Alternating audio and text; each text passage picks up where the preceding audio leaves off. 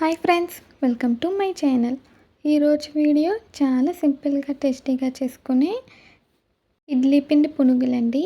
ఇది ఉదయం బ్రేక్ఫాస్ట్కైనా లేదంటే ఈవినింగ్ స్నాక్గా కూడా చేసుకోవచ్చు.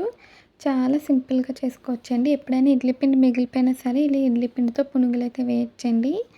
ఎప్పుడు ఇడ్లీ పిండితో ఇడ్లీలు అట్టు వేసుకుంటే బోర్ కొడుతుంది కదా, ఒకసారి అయితే ఇలా ట్రై చేయండి. సూపర్ టేస్టీగా ఉంటుంది. పైన క్రిస్పీగా లోపల సాఫ్ట్గా చాలా బాగుంటుందండి. పిల్లలైతే ఇంకా సూపర్గా ఎంజాయ్ చేస్తారు.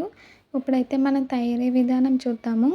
ముందుగా ఒక గిన్నెలోకి ఇడ్లీ పిండి తీసుకున్నానండి. ఇడ్లీ పిండిలోకి సన్నగా కట్ చేసుకున్న ఉల్లిపాయ ముక్కలు, పచ్చిమిర్చి, కరివేపాకు వేయాలి. ఇడ్లీ పిండి అంటే మినప్పిండి, ఇడ్లీ రవ్వ కలిపి ఇడ్లీకి తయారు చేసుకుంటాం కదండి, ఆ పిండే తీసుకోవాలి. కాకపోతే కొంచెం చిక్కగా ఉండాలండి కన్సిస్టెన్సీ.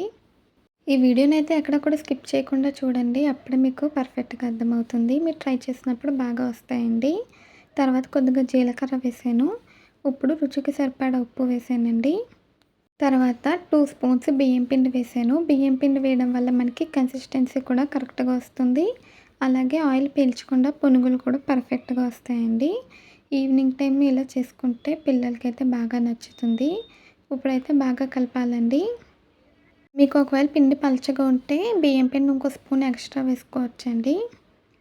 అయితే మనకి ఎక్కడ కూడా లంప్స్ లేకుండా చేతితో బాగా కలుపుకోవాలి. మీరు కనుక ఫస్ట్ టైం మా ఛానల్ చూస్తున్నట్టయితే ప్లీజ్ లైక్, షేర్, సబ్స్క్రైబ్ చేయండి. చూడండి ఫ్రెండ్స్, చాలా ఈజీ ప్రాసెస్ కదా. ఇలా కలుపుకున్నాక ఒక 5 నిమిషాల పాటు రెస్ట్ ఇవ్వాలండి. 5 నిమిషాల తర్వాత మీకు చూపిస్తున్నాను. చూడండి ఫ్రెండ్స్, కన్సిస్టెన్సీ కూడా ఇలా ఉండాలండి. పునుగులు ఇలా ఈజీగా వేసుకోగలగాలి. డీప్ ఫ్రై కోసం ప్యాన్ పెట్టానండి. ఆయిల్ వేసాను, హీట్ అయింది. హీట్ అయ్యాక మనం పునుగులు అయితే వేసుకోవాలి. ఇక్కడ చూపించిన విధంగా కొద్దిగా పిండి మిశ్రమం తీసుకొని పునుగులు అయితే వేసుకోవాలండి. ఆయిల్ మరి ఓవర్ హీట్ అవ్వకూడదండి, కరెక్ట్గా హీట్ అవ్వాలి. ఓవర్గా హీట్ అయితే మనకి వేసిన వెంటనే కలర్ వస్తుంది, లోపల ఉడకదండి. కరెక్ట్గా హీట్ అయ్యాక పునుగులు అయితే మనకు ఆయిల్కి తగినన్ని అయితే వేసి వేయించాలి. మీడియం ఫ్లేమ్లో పెట్టి ఫ్రై చేయాలండి. అప్పుడే మనకి బాగా ఉడుకుతుంది. అలాగే పైన క్రిస్పీగా కూడా వస్తుందండి. బియ్యం పిండి వేసాం కదా, అసలు ఆయిల్ పీల్చకుండా క్రిస్పీగా భలే టేస్టీగా వస్తాయి. ఇవైతే మనకి గోల్డెన్ బ్రౌన్ కలర్ వచ్చేంత వరకు ఫ్రై చేయాలండి. అప్పుడు మనకి ఫ్రై అయిపోయినట్టు. మధ్య మధ్యలో అన్ని సైడ్స్కి తిప్పుకుంటూ కలుపుతూ వేయించాలి. చూడండి ఫ్రెండ్స్, ఈ కలర్ వస్తే మనకి ఫ్రై అయిపోయినట్టండి. ఇప్పుడైతే మనకి ఫ్రై అయిపోయినాయి. వీటిని అయితే గరిటెలోకి తీసుకుని టిష్యూ ప్లేట్లోకి అయితే తీసుకుంటాము. మన ఇష్టం అండి, ఇవి ఏ సైజులో అయినా సరే మనం చేసుకోవచ్చు. నేనైతే చిట్టి చిట్టి పునుగులు వేసానండి. కొంచెం సైజ్ చిన్నగా ఉంటే పిల్లలు ఎక్కువ ఇష్టంగా తింటారు కదా. ఇప్పుడైతే టిష్యూ ప్లేట్లోకి తీసుకున్నాను. ఒకవేళ ఏమైనా ఎక్స్ట్రా ఆయిల్ వచ్చినా సరే టిష్యూ తీసుకుంటుంది కదా. తర్వాత ఇక్కడ నేను రెండో వాయి వేస్తున్నానండి. ఇక్కడ చూపించిన విధంగా కొద్దిగా పిండి తీసుకొని ఇలా పునుగుల్లా వేసుకోవాలి. వేసి మీడియం ఫ్లేమ్లో పెట్టి వేయించాలండి. గోల్డ్ కలర్ వచ్చేంత వరకు ఫ్రై చేయాలి. అన్ని సైడ్స్కి కూడా తిప్పుకుంటూ మంచిగా ఫ్రై చేయాలండి. మీకైతే నేను ఫ్రై అయిపోయాక చూపిస్తున్నాను. మీలో ఎంతమందికి చిట్టి పునుగులు అంటే ఇష్టమో కామెంట్స్లో తెలియచేయండి.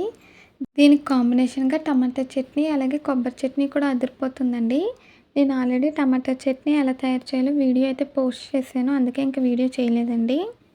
దుబాయ్ కూడా ఫ్రై అయిపోయింది. మంచిగా కలర్ వచ్చాక టిష్యూ ప్లేట్లోకి అయితే తీసుకోవాలి. అంతేనండి, చాలా ఈజీగా టేస్టీగా మనకి చిట్టి చిట్టి పునుగులు అయితే రెడీ అయిపోయినాయి.